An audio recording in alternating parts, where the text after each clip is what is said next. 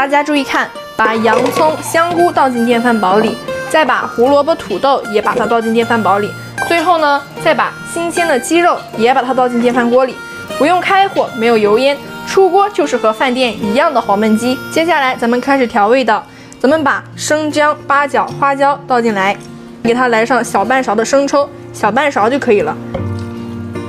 然后呢，再给它来上点老抽，老抽也来个小半勺，小半勺就可以了。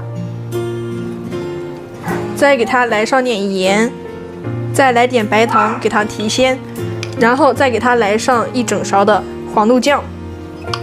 再来点白胡椒去腥增香，再来点蚝油。